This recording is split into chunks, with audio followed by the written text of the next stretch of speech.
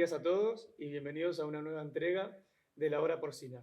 Hoy vamos a estar hablando de un tema que quizás es la mayor preocupación del sector porcino, no solamente en España, sino a nivel mundial.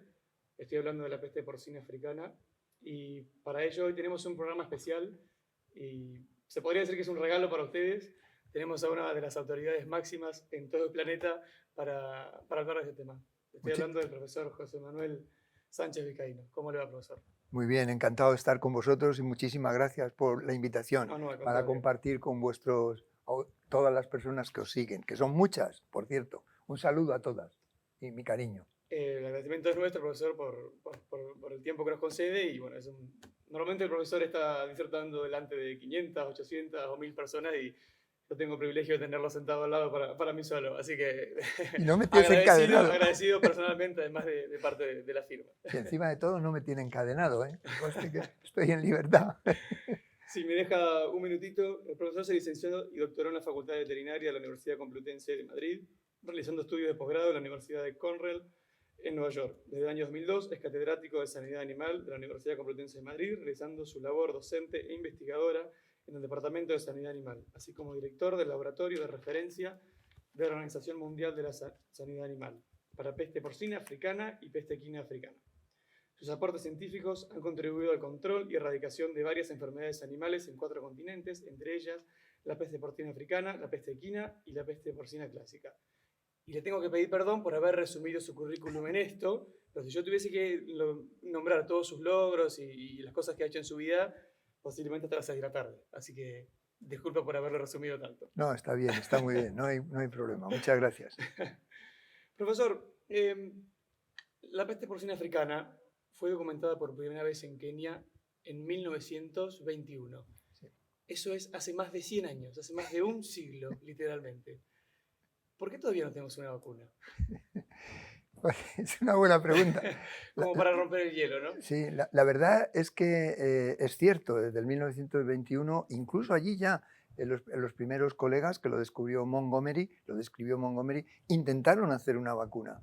Y ya en el año 1920 y tantos intentaron y vieron que era difícil. Después, en los años 1960, que ya la teníamos en Portugal y en España, mi maestro y con mi director de tesis doctoral, que era el profesor Sánchez Botija, y el profesor Manso Ribeiro en Portugal, intentaron hacer la primera vacuna para cortar el problema que teníamos en Portugal y en España, que había dado focos además a otros países de Europa. Y entonces también hicieron una vacuna que protegía, pero no conseguía, digamos, que el animal que estaba inmunizado estuviera normal. Generalmente esos animales degeneraban en enfermedades crónicas, en efectos secundarios importantes, y veían que bueno, eso realmente no era una vacuna. Entonces dejaron de fabricar eso y ahí, fíjate qué curioso, porque es verdad que has perdido un trozo importante de mi currículum. Era necesario.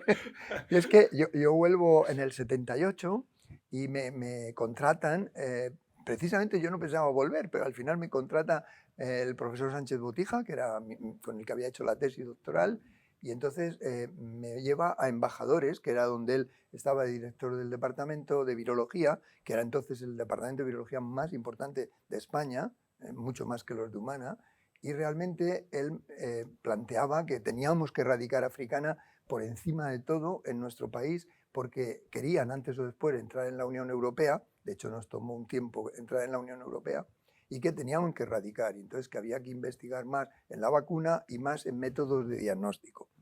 Entonces, lo primero que yo hice fue ayudarle en los métodos de diagnóstico y adaptamos por primera vez el método ELISA en el mundo a un virus.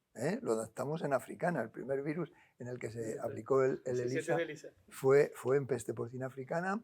Lo puse a punto yo y eso nos ayudó muchísimo a detectar portadores. ¿Por qué portadores? Porque la africana, una vez que entra de forma aguda, como muchas enfermedades, pueden transformarse en enfermedades de tipo crónico, enfermedades de tipo, digamos, más atenuado, pero que desarrollan una patología, o algunos ni siquiera patología, pero mantienen el virus, con lo cual lo pueden eliminar. Y eso era el problema que teníamos en aquella época, y aquello lo resolvimos con ELISA y erradicamos en España la africana. Pero siempre nos quedó, ¿y por qué no hacer una vacuna? Y me acuerdo que estuvimos ensayando en la época antes de la erradicación, en ese mismo laboratorio. En ese momento ya era yo el director del departamento, porque el profesor Botija se jubiló y estuvo otro en medio, pero solo duró un año y medio. Y enseguida, yo muy jovencito, ya era el director de aquello. Luego unimos todo y creamos el CISA, que tampoco lo ha visto, pero es el laboratorio más importante que tiene España en alta seguridad para trabajar con enfermedades exóticas. Entonces, ahí volvimos a hacer unos ensayos con Africana. ¿Y qué es lo que pasa? ¿Qué es la diferencia? ¿Qué es tu pregunta en Africana? Africana no es un virus normal.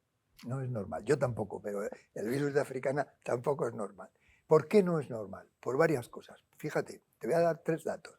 Primero, es una estructura genética complejísima. Tiene 170 genes, ¿sabes? O sea, es que es un pedazo de virus, un pedazo de virus. Los virus que nos generan daño en la producción porcina tienen 10, 15, 5 genes. El COVID tiene 10 genes. 170. De los cuales todavía no conocemos toda la función de cada uno de esos genes. Hemos aprendido mucho de los genes ligados a virulencia, pero no tanto de genes ligados a respuesta inmune, es decir, cuáles hacen que, por ejemplo, los mecanismos, cuando el virus entra, lo primero que hace el virus es bloquear la respuesta innata, la respuesta natural de los animales. ¿Cómo hace ese mecanismo? Todavía no lo conocemos. Entonces hemos tenido que trabajar en una vacuna con un virus que no conocemos bien y que los mecanismos inmunitarios que induce tampoco son los normales, porque lo normal en un virus es que alguna de las proteínas del virus, con 170 figura la de proteínas que tiene, indujera anticuerpos neutralizantes. Los anticuerpos neutralizantes son los que bloquean que el virus pueda entrar en una célula y empezar la infección. Es decir, le bloquean. Los anticuerpos neutralizantes bloquean al receptor viral, por lo cual el receptor viral no puede infectar al animal. Ese tipo de anticuerpo no se produce en peste porcina africana, con lo cual no tenemos una proteína o un grupo de proteínas que produzca eso. Sin embargo, los anticuerpos son clave en la protección, aunque no tengan neutralizantes. Entonces todavía hay muchas incógnitas sobre el mecanismo inmunitario que realmente produce. Pero ¿qué ha pasado? Que hemos aprendido mucho sobre cómo atenuar esos virus, es decir, cómo atenuarlos de manera que no reviertan a virulencia y no generen enfermedades crónicas como las que les pasaba a Botija y a Manso Ribeiro, etcétera, ¿no? Entonces, en eso es en lo que hemos ganado más en los últimos... En conocimiento del virus, digamos. En el conocimiento... El principal obstáculo para el desarrollo es... En conocimiento genético del Exacto. virus, es decir, en detectar genes que estaban ligados. ¿Por qué? Porque la biología molecular ha generado en los últimos años unos conocimientos que no se tenían entonces. Y eso lo que nos ha permitido es conocer genes que están ligados a la virulencia, aunque todavía no sabemos suficiente los genes que podrían estimular la inmunidad. Pero con bajar la virulencia y evitar la reversión de esa virulencia en un animal o en un virus atenuado es en lo que hemos ganado mucho. Y eso nos ha permitido, por primera vez en muchos años, porque yo llevo desde el 78 con esa ilusión, pues generar unos prototipos vacunales que tienen ahora mismo unos resultados pero que muy esperanzadores. Sí. Profesor, hoy el virus está documentado ya en los últimos meses, alcanzó el número de los 5 continentes, ¿verdad? Y en más de 50 países, ¿es así? Sí, así es. Y creo que sé cuál es la respuesta a la pregunta, pero ¿usted cree que esta es la amenaza más grande que tiene hoy el sector porcino? Sí, es sin duda la amenaza mayor que tiene la industria porcina y los países infectados. La razón de por qué es eso es porque la peste porcina africana pertenece a un grupo especial que la Organización Mundial de Sanidad Animal, con todos los países de acuerdo, tiene clasificado, que cuando un país tiene ese virus, un tipo de ese tipo, o sea, un virus de ese tipo, absolutamente y de forma directa e indirecta, le bloquea cualquier negociación de exportación, de envío, etc. Con lo cual, tú imagínate, en un país como el nuestro, que somos el segundo país más importante en producción porcina Sí, ahora ya casi el 1, Casi el porque, primero. sí, porque Alemania desgraciadamente está infectada y ha tenido pérdida. Un país como el nuestro, con una infraestructura tan impresionante y con una calidad tan grande, de repente sufre la enfermedad y da igual que sea en un jabalí o en un doméstico. Es decir, el caso es tener la enfermedad en el país, automáticamente se bloquean los cierres. Es decir, que no solo genera un problema económico por la mortandad, como tú decías, o por el desarrollo de enfermedades secundarias, etcétera, sino que el principal es que la industria queda colapsada a un consumo interno, exclusivamente. Es decir, con lo que nosotros producimos ahora mismo, si nos bloquean esto, ni estando los españoles comiendo cerdo todo el día, Desayunando, almorzando, no hay todo forma. el día, no hay forma de que podamos consumir lo que realmente producimos. Este es el problema de la enfermedad y el gran riesgo de que nos entre en el país, que ojalá que no sea, pero que cada día la tenemos más cerca. No podemos, ni negarlo ni olvidar eso, porque es clave. Profesor, hace ya unos meses que se empezaron a documentar casos, digamos, cada vez más numerosos y el mundo porcino ya está alerta del avance del virus y sin embargo no se lo está pudiendo frenar, digamos. Todos los días nos escuchamos de tantos nuevos, parece la película del COVID, tantos nuevos casos en tal país, tantos nuevos casos. ¿Por qué no se puede frenarlo incluso sabiendo que, como está viniendo con, con el tema contagios? Yo, Me refiero, estando alerta, porque una cosa es que se escape, uy, empezó a transmitir ese virus. Ya estando alerta hace meses de lo que está pasando, igual no podemos frenar esa ola. Mira, hay varios factores y no son iguales en cualquier país. Es decir, no es lo mismo lo que está pasando, por ejemplo, en Latinoamérica, que lo que está pasando en Europa del Este, que lo que está pasando en Europa del Oeste, que lo que está pasando en Asia. Es decir, digamos que los escenarios epidemiológicos que concurren para que una enfermedad evolucione de una manera o de otra son muy distintos. Entonces no te puedo decir una cosa en concreto, te puedo decir varias, pero son varios los motivos por los que eso no se frena dependiendo de en qué país o en qué escenario epidemiológico nos encontramos, ¿no? Entonces, si nos centramos en el europeo, tenemos dos escenarios también diferentes. Tenemos el escenario de la Europa del Este y de la Europa del Oeste. En la Europa del Oeste, la bioseguridad de nuestras granjas en general es muy elevada. No tenemos casi traspatios. Traspatios son granjas, digamos que no son granjas, son personas que tienen a lo mejor en una zona pues unos pequeños grupos de animales que además los alimentan a veces con restos de alimento, de cafeterías, de restaurantes, de basuras, etc. De eso tenemos poco. Sin embargo, en la Europa del Este, de eso hay muchísimo. Granjas de baja seguridad, mucho. ¿Qué ocurre ahí? Pues que no solo ya es el problema de la infección en el doméstico, sino también la vida silvestre. Todo se junta y entonces se complica enormemente. Pero es que en cada uno tiene un mecanismo distinto. Todos, el problema y el error que principalmente cometen es que no conocen a este virus bien, no lo conocen. ¿Sabes por qué? Porque hay muy pocas personas en el mundo que realmente hemos trabajado con este virus y hemos podido conocer sus secretos. Y este virus tiene varios secretos que te voy a revelar porque son los que marcan esas diferencias. El primero, su enorme resistencia. Es un virus que es como si tuviera dos castillos. Un castillo externo y él dentro tenga otro segundo castillo, que es el núcleo. Entonces son muy resistentes esas barreras, pero es que aunque rompieran la primera, sí, sigue estando infectivo. Es decir, es el virus más difícil y más complicado y más resistente que se conoce. El segundo es que además de ser muy resistente, cuando tú lo tienes en pequeña cantidad, es suficiente para que infecte. Por ejemplo, una gota de sangre de un animal infectado, para hacerte una idea, tiene más de 3.000 copias del virus activo. Y es decir, una sola. Y aunque tú la limpies con detergente, esa sigue infectada si no la desinfectas bien. Entonces imagínate un camión contaminado, sí, o una granja que se ha contaminado y que el ganadero dice, bueno, pues yo limpio por aquí, desinfecto y vuelvo a montar, vuelvo a reemplazar animales, se vuelve a infectar. Es decir, tiene su sistema complejo. Y luego el mecanismo de transmisión, mucha gente no llega a valorarlo adecuadamente. Y es que en los cerdos que llegan a los mataderos enfermos o con una infección no clínica, pero que realmente tienen virus y los afectan, esos alimentos que van a salir de ahí, esa carne, va a estar contaminada. Y esa carne contaminada, cuando se hacen salchichones, chorizos, etcétera, el virus sigue.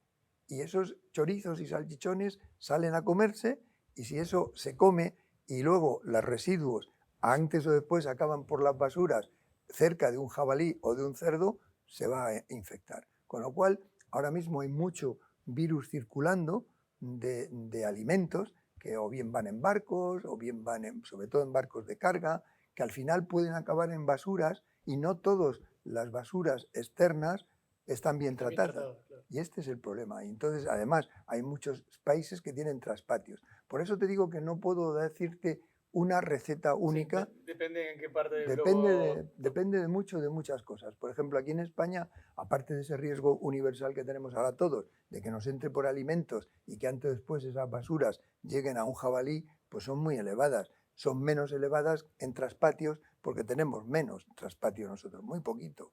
Y sin embargo en la Europa del Este hay mucho y nuestra bioseguridad es mayor. Pero sin embargo nosotros lo que estamos haciendo es moviendo muchos animales, comprando mucho. España compra muchísimo, tanto en pequeñitos como en grandes, ¿no?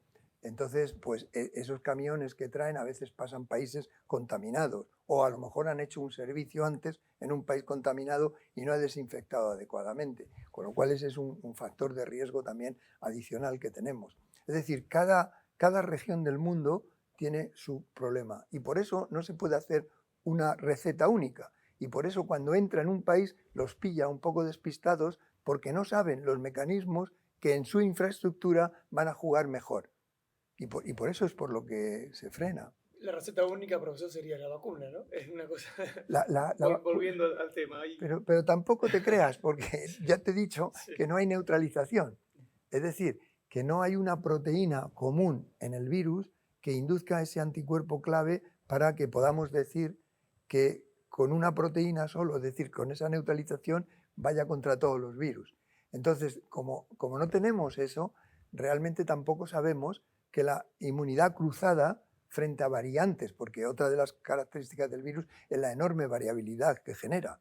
Entonces, tampoco te podemos decir que tenemos un virus, sino un montón de virus, una familia que además va creciendo, como ves, y que esa familia creciendo no siempre va a ser inmunizada con una respuesta que no lleva a neutralización. ¿Entiendes? Sí. Con lo cual, esa es otra... Le quería preguntar por eso también. Hay hoy en día un par de proyectos de desarrollo de vacunas, tanto aquí en Europa como en Estados Unidos. Usted es director de uno de esos proyectos. Quería consultarle, ¿hay alguna diferencia entre las vacunas que están desarrollando en Estados Unidos con las de aquí? ¿Qué tipos de vacunas son? Sí. ¿Nos puede contar hace cuánto que están trabajando en ello? Sí, nos seguimos con cariño porque somos grupos conocidos. Yo conozco muchísimo al grupo de Estados Unidos y además tengo un gran aprecio hacia ellos y a su institución. Ellos nos conocen a nosotros también. Es decir, realmente estamos compitiendo, pero en un ambiente bueno.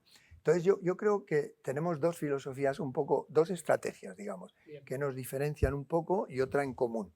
La estrategia que nos diferencia un poco es que nuestros colegas americanos empezaron por la vía de la elección genética. Es decir, el investigador principal del Plum Island ha hecho muchísimo trabajo en caracterización y evaluación de genes ligados a virulencia.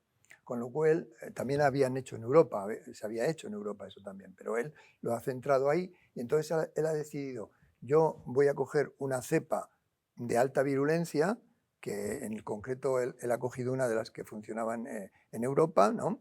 Y ha dicho, bueno, yo con esta cepa voy a quitar genes de alta virulencia y voy a atenuar esos genes de alta virulencia para que el animal, al no matarlo porque está bajada la virulencia, pueda defender los mecanismos inmunitarios, que no siempre sabemos cuáles son, pero que sabemos que existen, en africana, y darle la oportunidad a ese cerdo de que se proteja contra la peste porcina africana.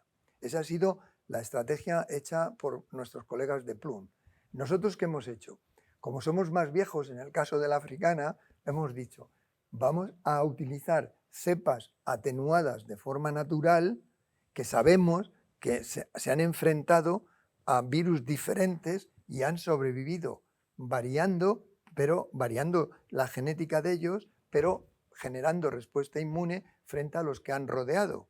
Es decir, que potencialmente el día que se obtengan las vacunas, la vacuna que se desarrolla aquí en Europa, se podría decir que va a hacer frente a más miembros de esta familia de virus. Esa es la idea. Esa es la idea con la que nosotros hemos empezado a hacer. Pero como sabíamos que además de eso es importante que le diéramos mucho énfasis a la seguridad, es decir, que no fuera una atenuada normal, porque una atenuada normal puede revertir fácilmente, entonces también teníamos previsto en nuestro proyecto empezar con las atenuadas, pero también ayudarnos de la delección de genes clave. ¿Para qué? Para asegurarnos que es atenuada estable y además para permitirnos hacer un diagnóstico DIVA, es decir, que nos permitiera diferenciar el animal vacunado con nuestra vacuna del infectado.